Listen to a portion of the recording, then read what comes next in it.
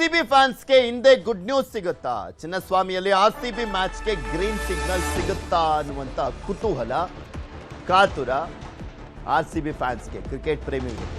ಸಚಿವ ಸಂಪುಟ ಸಭೆಯಲ್ಲಿ ಸಂಜೆ ನಿರ್ಧಾರವನ್ನ ಮಾಡುವಂತ ಸಾಧ್ಯತೆ ಇದೆ. ಬಿಕಾಸ್ ಗೃಹ ಸಚಿವರು ಸೇರಿದಂತೆ ಪೊಲೀಸ್ ಅಧಿಕಾರಿಗಳೆಲ್ಲ ಪರಿಶೀಲನೆ ಮಾಡ್ಕೊಂಡ್ಬಂದ್ರು. ಅವರಿಗೆ ರಿಪೋರ್ಟ್ ಅನ್ನ ಕೂಡ ಕೊಡಲಾಗಿದೆ. ನ್ಯಾಯಮೂರ್ತಿ ಕುನ್ಹಾ ಶಿಫಾರಸು ಅನುಷ್ಠಾನಕ್ಕೆ ಕೆಎಸ್ಸಿಎ ಕೂಡ ಒಪ್ಪಿಗೆಯನ್ನ ಕೊಟ್ಟಿದೆ. ಎಲ್ಲ ಷರತ್ತುಗಳನ್ನ ಪೂರೈಸಲಿರುವಂಥದ್ದು ಕರ್ನಾಟಕ ಸ್ಟೇಟ್ ಕ್ರಿಕೆಟ್ ಅಸೋಸಿಯೇಷನ್ ಅರ್ಥಾತ್ ಕೆಎಸ್ಸಿಎ. ಸಂಜೆಯ ಕ್ಯಾಬಿನೆಟ್ ಸಭೆಯಲ್ಲಿ ಅಂತಿಮ ನಿರ್ಣಯವನ್ನ ಕೈಗೊಳ್ಳಲಾಗುತ್ತೆ.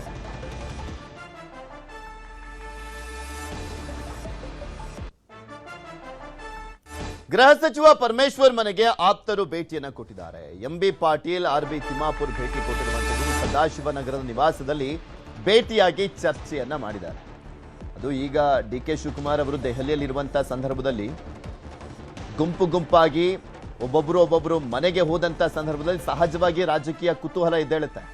ಅದೇ ರೀತಿಯಾಗಿ ಪರಮೇಶ್ವರ್ ಅವರ ನಿವಾಸಕ್ಕೆ ಎಂಬಿ ಪಾಟೀಲ್ ಮತ್ತೆ ಆರ್ಬಿ ತಿಮ್ಮಾಪುರ್ ಅವರು ಹೋಗಿರುವಂತಹ ಸಂದರ್ಭದಲ್ಲೂ ಕೂಡ ಅಷ್ಟೇ ಕ್ಯೂರಿಯಾಸಿಟಿ ಇದೆ. ಕಾಂಗ್ರೆಸ್ ಶಾಸಕರಿಂದ ವಿದೇಶ ಪ್ರವಾಸ ವಿಚಾರ, ಅವರ ಪ್ರವಾಸಕ್ಕೆ ನಾನೇನು ಪ್ರತಿಕ್ರಿಯೆ ಕೊಡ್ಲಿ? ಬೆಂಗಳೂರಿನಲ್ಲಿ ಗೃಹ ಸಚಿವ ಪರಮೇಶ್ವರ್ ಅವರ ಹೇಳಿಕೆ ಇದೆ. ಅವ್ರ ಪ್ರವಾಸಕ್ಕೆ ನಾನೇನು ಆನ್ಸರ್ ಮಾಡ್ಲಿ ಅಂತ. ಪಶುಸಂಗೋಪನೆ ಇಲಾಖೆಯಿಂದ ಹೋಗ್ತಾರೋ, ಖಾಸಗಿಯಾಗಿ ಹೋಗ್ತಾರೋ, ಅದು ಅವ್ರಿಗೆ ಬಿಟ್ಟಿದ್ದು. ಅವರು ಒಟ್ಟಿಗೆ ಹೋಗ್ಲಿ, ಪ್ರತ್ಯೇಕವಾದ್ರೂ ಹೋಗ್ಲಿ, ನಿಮ್ಮದೇನು ಆಕ್ಷೇಪ ಅಂತ ಪರಮೇಶ್ವರ್ ಅವ್ರು ಹೇಳ್ತಾ ಇದ್ದಾರೆ. ಇನ್ನು ಇಲಾಖಾ ಕೆಲಸದ ಮೇಲೆ ಸಚಿವರು ಬಂದಿದ್ರು ಅಂತ ಪರಮೇಶ್ವರ್ ಹೇಳಿದ್ರು. ಅವರು ಖಾಸಗಿ ಪ್ರವಾಸ ಮಾಡ್ತೀವಿ ಅಂತ ಅವರು ಹೇಳಿದ್ದಾರೆ. ಅವರು ಪಶುಸಂಗೋಪನೆ ಇಲಾಖೆಯವರು ಕರ್ಕೊಂಡು ಹೋಗ್ತಾರೋ ಅಥವಾ ಅವರೇ ಇಲಾಖೆಯಿಂದ ಸ್ಪಾನ್ಸರ್ ಮಾಡಿದ್ದಾರೋ ಅಥವಾ ಅವರು ಪ್ರೈವೇಟಾಗಿ ಹೋಗ್ತಾ ಇದ್ದಾರೋ ಅದು ಅವ್ರಿಗೆ ಬಿಟ್ಟಿದ್ದು. ವೆಂಕಟೇಶ್ ಅವರು ಹೇಳಿದ್ದಾರೆ ನಮ್ಮ ಇಲಾಖೆಯಿಂದ ಯಾವುದೇ ರೀತಿ ಪ್ರವಾಸ ಹಮ್ಮಿಕೊಂಡಿಲ್ಲ. ಹಾಗಾದ್ರೆ ಖಾಸಗಿ ಇರಬೇಕು. ಅಲ್ಲ, ಖಾಸಗಿ ಇರೋದಕ್ಕೆ ನಿಮ್ದೇನು ಅಬ್ಜೆಕ್ಷನ್? ಅಲ್ಲಪ್ಪ, ಖಾಸಗಿಯಾಗಿ ಅವ್ರು ಹೋಗೋದಕ್ಕೆ ನಿಮ್ದೇನು ಅಬ್ಜೆಕ್ಷನ್ ಅಂದೆ?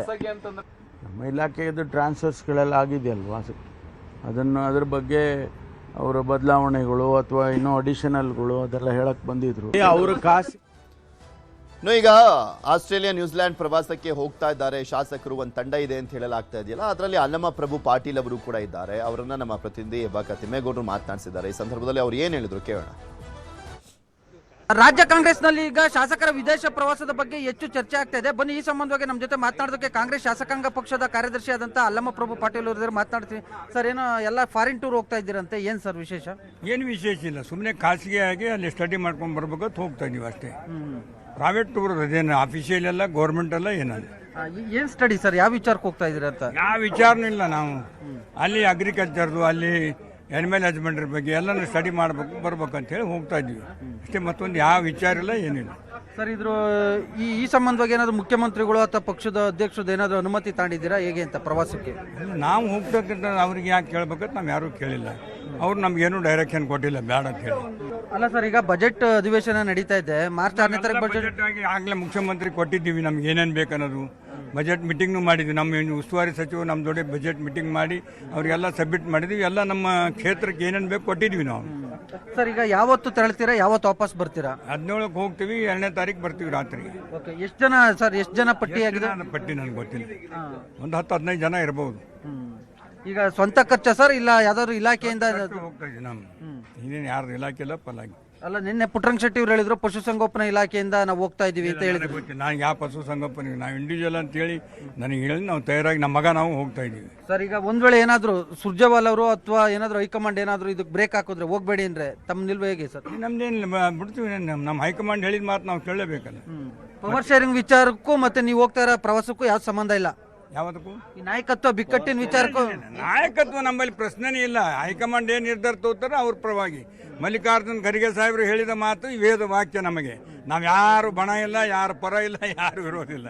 ನಮಗೆ ಮತ ಹಾಕಿರ್ತಕ್ಕಂಥ, ನಮ್ಮನ್ನು ಬೆಳೆಸಿರ್ತಕ್ಕಂಥ ರಾಜ್ಯ ನಾಯಕರಾದ ಮಲ್ಲಿಕಾರ್ಜುನ್ ಖರ್ಗೆ ಸಾಹೇಬರು, ಸೋನಿಯಾ ಗಾಂಧಿಯವರು, ರಾಹುಲ್ ಗಾಂಧಿಯವರು, ನಮ್ಮ ಹೈಕಮಾಂಡ್ನವ್ರು ಏನು ಹೇಳ್ತಾರೆ. 1972ರಿಂದ ಸೈಕಲ್ ಹೊಡ್ಕೊಂಡು ನಾನು ಚುನಾವಣೆಯಲ್ಲಿ ಇದ್ದೀನಿ. ಮಂಡಲ ಪಂಚಾಯಿತಿ ಚೇರ್ಮನ್ ಆಗಿ, ಜಿಲ್ಲಾ ಪಂಚಾಯಿತಿ MLC ಆಗಿ MLA ಆಗಿದ್ದೀನಿ. ಸುದೀರ್ಘವಾದ 50 ವರ್ಷ ನಾನು ಕಾಂಗ್ರೆಸ್ ಬದುಕಿನಲ್ಲಿದ್ದೀನಿ. ಯಾರಿಗೂ ಪ್ರಶ್ನೆ ಇಲ್ಲ. ಪಕ್ಷ ಕಾಂಗ್ರೆಸ್ ಹೈಕಮಾಂಡ್ ಏನು ಹೇಳಿರ್ತೋ ಪರ ಇರ್ತೀವಿ. Okay sir, thank you. So ಇದಿಷ್ಟು ಕಾಂಗ್ರೆಸ್ ಶಾಸಕಾಂಗ ಪಕ್ಷದ ಕಾರ್ಯದರ್ಶಿಯಾದಂತಹ ಅಲ್ಲಮ್ಮ ಪ್ರಭು ಪಾಟೀಲ್ ರವರ ಸ್ಪಷ್ಟ ನುಡಿಗಳು. ಕ್ಯಾಮ್ರಾಮನ್ ವಿಶ್ವನಾಥ್ ಹಾವೇರಿ ಜೊತೆ ಹೆಬ್ಬಾಕ ತಿಮ್ಮೇಗೌಡ, ನ್ಯೂಸ್ 18 ಕನ್ನಡ, ಬೆಂಗಳೂರು.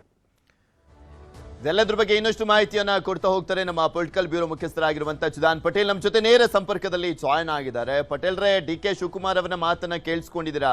ಅಲ್ಲೇನ್ ಗಾಳಿ ಕುಡಿಯಕ್ಕೆ ಹೋಗಿದ್ದಲ್ಲ, ರಾಜಕಾರಣ ಮಾಡ್ಲಿಕ್ಕೆ ಹೋಗಿದ್ದು ಅಂತ ಹೇಳ್ತಾ ಇದ್ದಾರೆ. ಸ್ಪಷ್ಟವಾಗಿ ಕ್ಲಿಯರ್ ಕಟ್ ಆಗಿ ತಮ್ಮ ಬೇಡಿಕೆಯನ್ನ ಮಂಡಿಸ್ ಬಂದಿದ್ದಾರೆ ಅಂತ ಗೊತ್ತಾಗ್ತಾ ಇದೆ. ಅವರ ಹೇಳಿಕೆಯನ್ನ ಯಾವ ರೀತಿ ಅರ್ಥೈಸಬಹುದು? ಏನಾದ್ರೂ ಪಾಸಿಟಿವ್ ಸೈನ್ ಕಾಣಿಸ್ತಾ ಇದೆಯಂತ ಡಿ.ಕೆ. ಶಿವಕುಮಾರ್ ಅವರಿಗೆ? ಪೃಥ್ವಿರಾಜ್ ಮಹತ್ತರ ಬೆಳವಣಿಗೆ ಅಂದರೆ ಹಿನ್ನೆಲೆಯಲ್ಲಿ ಡಿ.ಕೆ. ಶಿವಕುಮಾರ್ ಅವರು ಪವರ್ ಶೇರಿಂಗ್ ವಿಚಾರ ಸಂಬಂಧಪಟ್ಟಿಗೆ ನಿನ್ನೆ ಮಲ್ಲಿಕಾರ್ಜುನ್ ಖರ್ಗೆ ಮತ್ತು ಎಐಸಿಸಿಯ ಪ್ರಧಾನ ಕಾರ್ಯದರ್ಶಿ ಆಗಿರ್ತಕ್ಕಂಥ ರಾಹುಲ್ ಗಾಂಧಿ ಅವರ ಅತ್ಯಾಪ್ತರಾಗಿರ್ತಕ್ಕಂಥ ಕೆ.ಸಿ. ವೇಣುಗೋಪಾಲ್ ಜೊತೆ ಸುದೀರ್ಘವಾಗಿ ಸಹೋದರರು ಮಾತುಕತೆಯನ್ನು ನಡೆಸಿರ್ತಕ್ಕಂಥದ್ದು. ಈಗಾಗಲೇ ಮಾತುಕತೆಯಂತೆ ನಮಗೆ ಅಧಿಕಾರ ಹಂಚಿಕೆಯನ್ನು ಮಾಡಿ ಅಂತೇಳಿ ಎಲ್ಲೊಂದು ಕಡೆ ಹೇಳಿರ್ತಕ್ಕಂಥದ್ದು. ಇದರ ನಡುವೆ ಕೂಡ KMF ಚುನಾವಣೆ ವಿಚಾರ ಕೂಡ ಪ್ರಸ್ತಾಪ ಮಾಡಿರ್ತಕ್ಕಂಥದ್ದು. ತಮ್ಮ ಸಹೋದರ ಡಿ.ಕೆ. ಸುರೇಶ್ ಅವರನ್ನು KMFನ ಅಧ್ಯಕ್ಷ ಗಾದಿಗೆ ಕೂರಿಸಲಿಕ್ಕೂ ಕೂಡ ಸತಾಯಗತೆಯ ಪ್ರಯತ್ನ ಮಾಡ್ತಿರ್ತಕ್ಕಂಥ ಡಿ.ಕೆ. ಶಿವಕುಮಾರ್ ಅವರು ಸಹೋದರರ ಜೊತೆ ಕೂಡ KMF ಹುದ್ದೆಯ ಬಗ್ಗೆ ಕೂಡ ಆಕಾಂಕ್ಷೆಯನ್ನು ವ್ಯಕ್ತಪಡಿಸಿರ್ತಕ್ಕಂಥದ್ದು. ಇದರ ಭಾಗವಾಗಿ ಪ್ರಮುಖವಾಗಿ ಇವತ್ತು ಎಐಸಿಸಿಯ ಮಾಜಿ ಅಧ್ಯಕ್ಷ ಮತ್ತು ಕಾಂಗ್ರೆಸ್ನ ಹಿರಿಯ ನಾಯಕಿಯಾಗಿರ್ತಕ್ಕಂಥ ಸೋನಿಯಾ ಗಾಂಧಿ ಅವರ ಜನಪತ್ ನಿವಾಸದಲ್ಲಿ ಡಿ.ಕೆ. ಶಿವಕುಮಾರ್ ಅವರು ಅಸ್ಸಾಂನ ವೀಕ್ಷಕರ ಜೊತೆ, ಅದರಲ್ಲೂ ಕೂಡ ಪ್ರಮುಖವಾಗಿ ಛತ್ತೀಸ್ಗಢದ ಮಾಜಿ ಮುಖ್ಯಮಂತ್ರಿ ಮತ್ತು ಡಿ.ಕೆ. ಶಿವಕುಮಾರ್ ಅತ್ಯಾಪ್ತರಾಗಿರ್ತಕ್ಕಂಥ ಭೂಪೇಶ್ ಬಘೇಲ್ ಅವರ ಜೊತೆ ಇವತ್ತು ಸೋನಿಯಾ ಗಾಂಧಿ ಅವರನ್ನ ಭೇಟಿಯಾಗಿರುವಂಥದ್ದು. ಸೋನಿಯಾ ಗಾಂಧಿ ಅವರನ್ನ ಭೇಟಿಯಾದ ಸಂದರ್ಭದಲ್ಲೂ ಕೂಡ ಕರ್ನಾಟಕದಲ್ಲಿ ಅಧಿಕಾರ ಹಂಚಿಕೆ ವಿಚಾರ ಮತ್ತು ಮುಖ್ಯಮಂತ್ರಿ ಹುದ್ದೆ ವಿಚಾರ ಸಂಬಂಧಪಟ್ಟಗೆ ಪ್ರಸಕ್ತ ಕರ್ನಾಟಕದ ಕಾಂಗ್ರೆಸ್ನ ಮತ್ತು ಮುಖ್ಯಮಂತ್ರಿ ವಿಚಾರ ಸಂಬಂಧಪಟ್ಟಗೆ ವಿದ್ಯಮಾನಗಳ ಬಗ್ಗೆ ಸೋನಿಯಾ ಗಾಂಧಿ ಅವರಲ್ಲಿ ಮಾಹಿತಿಯನ್ನು ಕೊಟ್ಟಿರ್ತಕ್ಕಂಥದ್ದು. ಈ ಸಂಬಂಧಪಟ್ಟ ಕೆಲವೊಂದು ಕಡೆ ಡಿ.ಕೆ. ಶಿವಕುಮಾರ್ ಅವರು ಮತ್ತು ಅವರ ಅತ್ಯಾಪ್ತರು ಹೇಳೋ ಪ್ರಕಾರ ಸೋನಿಯಾ ಗಾಂಧಿ ಒಂದಷ್ಟು ಪಾಸಿಟಿವ್ ರೆಸ್ಪಾನ್ಸ್ ಮಾಡಿದರೆ ಎಂಬ ಮಾತು ಕೂಡ ಕೇಳಿ ಬಂದಿರತಕ್ಕಂಥದ್ದು. ಇದರ ನಡುವೆ ಇವತ್ತು ಅಸ್ಸಾಂನ ವೀಕ್ಷಕರ ಪ್ರಮುಖ ಸಭೆ ನಡೀತಿರ್ತಕ್ಕಂಥದ್ದು. ಈ ಒಂದು ಸಭೆಗೆ ಲೋಕಸಭೆ ವಿಪಕ್ಷ ನಾಯಕ ಆಗಿರ್ತಕ್ಕಂಥ ರಾಹುಲ್ ಗಾಂಧಿ ಅವರು ಹಾಜರಿರ್ತಾರೆ. ಹಾಗಾಗಿ ಇವತ್ತಿನ ಸಭೆಯ ಬಳಿಕ ಮೊದಲನೇದಾಗಿ ಕರ್ನಾಟಕದಲ್ಲಿ ಪ್ರದೇಶ ಕಾಂಗ್ರೆಸ್ ಸಮಿತಿ ವತಿಯಿಂದ ನಿರ್ಮಿಸಲಾಗ್ತಿರ್ತಕ್ಕಂಥ ಅನೇಕ ಜಿಲ್ಲಾ ಮತ್ತು ತಾಲೂಕು ಘಟಕಗಳಲ್ಲಿ ಪ್ರದೇಶ ಕಾಂಗ್ರೆಸ್ ಕಚೇರಿಯ ಶಂಕುಸ್ಥಾಪನೆ ಸಂಬಂಧಪಟ್ಟಗೆ ಮತ್ತು BLOಗಳ ಸಭೆಗೆ ಸಂಬಂಧಪಟ್ಟಗೆ ರಾಹುಲ್ ಗಾಂಧಿ ಅವರನ್ನ ಆಹ್ವಾನವನ್ನು ನೀಡಿರ್ತಕ್ಕಂಥದ್ದು. ಆಹ್ವಾನ ನೀಡಿದ ಬಳಿಕ ಕರ್ನಾಟಕ ಕಾಂಗ್ರೆಸ್ನ ಬೆಳವಣಿಗೆಗಳು ಮತ್ತು ಪವರ್ ಶೇರಿಂಗ್ ವಿಚಾರ ಸಂಬಂಧಪಟ್ಟಗೆ ರಾಹುಲ್ ಗಾಂಧಿ ಅವರ ನಿರ್ಧಾರಗಳು ಮತ್ತು ನಿಲುವುಗಳ ಸಂಬಂಧಪಟ್ಟಕ್ಕೆ ಡಿ.ಕೆ. ಶಿವಕುಮಾರ್ ಅವರು ಮಾತುಕತೆ ನಡೆಸಲಿದ್ದಾರೆ ಅಂತ ಹೇಳಲಾಗ್ತದೆ. ಇವತ್ತು ರಾಹುಲ್ ಗಾಂಧಿ ಅವರು ಒಂದು ವೇಳೆ ಡಿ.ಕೆ. ಶಿವಕುಮಾರ್ ಅವರಿಗೆ ಸಭೆಯ ಬಳಿಕ ಒನ್ ಟು ಒನ್ ಮೀಟಿಂಗ್ ಸಿಕ್ಕಿದ್ರೆ ಬಹುಶಃ ರಾಹುಲ್ ಗಾಂಧಿ ಅವರು ಡಿ.ಕೆ. ಶಿವಕುಮಾರ್ ವಿಚಾರ ಮತ್ತು ಸಿದ್ದರಾಮಯ್ಯ ಪರವಾಗಿರ್ತಕ್ಕಂಥ ನಿಲುವುಗಳು ಮತ್ತು ಕರ್ನಾಟಕದಲ್ಲಿ ಪವರ್ ಶೇರಿಂಗ್ ವಿಚಾರ ಮತ್ತು ಮುಖ್ಯಮಂತ್ರಿಯಾಗಿ ಡಿ.ಕೆ. ಶಿವಕುಮಾರ್ ಅವರನ್ನ ಮಾಡುವ ವಿಚಾರ ಮತ್ತು ಪ್ರಸಕ್ತ ರಾಜಕೀಯ ವಿದ್ಯಮಾನಗಳ ಬಗ್ಗೆ ರಾಹುಲ್ ಗಾಂಧಿ ಅವರ ಜೊತೆ ಚರ್ಚೆ ನಡೆಸಲಿದ್ದಾರೆ. ಮತ್ತು ರಾಹುಲ್ ಗಾಂಧಿ ಅವರು ಕೂಡ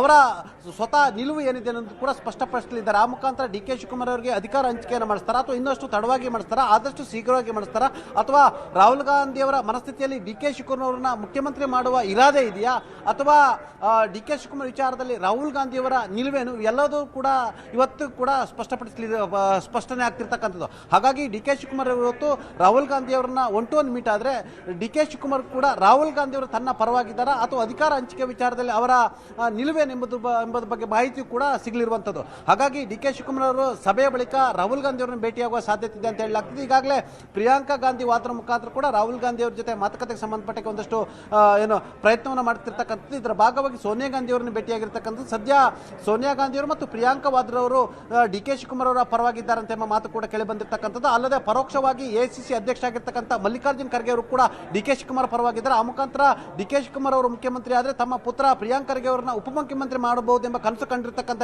ಮಲ್ಲಿಕಾರ್ಜುನ್ ಖರ್ಗೆ ಅವರು ಪರೋಕ್ಷವಾಗಿ ಡಿ.ಕೆ. ಶಿವಕುಮಾರ್ ಬೆಂಬಲಕ್ಕೆ ನಿಂತಿದ್ದಾರೆ ಎಂಬ ಮಾತು ಕೂಡ ಕೇಳಿ ಬಂದಿರತಕ್ಕಂಥದ್ದು. ಇನ್ನು ಸುರ್ಜೇವಾಲರವರು out and out D K. Shivakumar ಪರವಾಗಿರ್ತಕ್ಕಂಥದ್ದು. ಆದರೆ ಕೆ.ಸಿ. ವೇಣುಗೋಪಾಲ್ ಅವರು ಕೂಡ ತಮ್ಮ ನಿಲುವನ್ನು ಇವತ್ತುವರೆಗೂ ಕೂಡ ಡಿ.ಕೆ. ಶಿವಕುಮಾರ್ ಪರವಾಗಿ ವ್ಯಕ್ತಪಡಿಸಿಲ್ಲ ಎಂಬ ಮಾತು ಕೂಡ ಕೇಳಿ ಬಂದಿರತಕ್ಕಂಥದ್ದು. ಒಟ್ಟಾರೆ ರಾಹುಲ್ ಗಾಂಧಿ ಅವರ ನಿಲುವು ಇವತ್ತು ಏನಾಗಲಿದೆ ಎಂಬುದು ಗೊತ್ತಾಗಲಿರ್ತಕ್ಕಂಥದ್ದು. ಪೃಥ್ವಿ, ರಾಹುಲ್ ಗಾಂಧಿ ಅವರ ಭೇಟಿಯ ಬಳಿಕ ಡಿ.ಕೆ. ಶಿವಕುಮಾರ್ ಅವರಿಗೆ ಪಾಸಿಟಿವ್ ಇದೆಯಾ ಅಥವಾ ನೆಗೆಟಿವ್ ಇದೆಯಾ ಅನ್ನೋದು ಕೂಡ ಗೊತ್ತಾಗಲಿದೆ. ಆ ಮುಖಾಂತರ ಡಿ.ಕೆ. ಶಿವಕುಮಾರ್ ಅವರು ಸತಾಯಗತಾಯ ಇವತ್ತು ರಾಹುಲ್ ಗಾಂಧಿ ಅವರನ್ನ ಭೇಟಿಯಾಗುವಂತ ಅನಿವಾರ್ಯತೆ ಇರ್ತಕ್ಕಂಥದ್ದು. ಯಾಕಂತ ಹೇಳಿದ್ರೆ ಮುಂಬರಲಿರುವ ತಿಂಗಳಲ್ಲಿ 5 ರಾಜ್ಯಗಳ ಚುನಾವಣೆ ಇರ್ತಕ್ಕಂಥದ್ದು. ಈ ಚುನಾವಣೆ ವಿಚಾರದಲ್ಲಿ ವರಿಷ್ಠರು ಮತ್ತಷ್ಟು ಬ್ಯುಸಿ ಆಗ್ತಾರೆ. ಹಾಗಾಗಿ ಕರ್ನಾಟಕದ ಪವರ್ ಶೇರಿಂಗ್ ವಿಚಾರವನ್ನು ಚರ್ಚೆ ಮಾಡಲಿಕ್ಕೆ ಯಾರು ಕೂಡ ಮತ್ತು ಸಭೆ ಮಾಡಲಿಕ್ಕೆ ಕೂಡ ಯಾರು ತಯಾರಿರಲ್ಲ. ಹಾಗಾಗಿ ಡಿ.ಕೆ. ಶಿವಕುಮಾರ್ ಅವರು ಸತಾಯಗತ ಇವತ್ತು ರಾಹುಲ್ ಗಾಂಧಿ ಅವರನ್ನು ಭೇಟಿಯಾಗಿ ಅವರ ನಿಲುವನ್ನು ಕೂಡ ಮತ್ತು ಅವರ ಅಭಿಪ್ರಾಯವನ್ನು ಕೂಡ ತಿಳಿದುಕೊಳ್ಳುವಂತ ಅನಿವಾರ್ಯತೆ ಕೂಡ ಎದುರಾಗಿರ್ತಕ್ಕಂಥದ್ದು. ಪೃಥ್ವಿ. ಓಕೆ, ಧನ್ಯವಾದ ಚಿದಾನ್.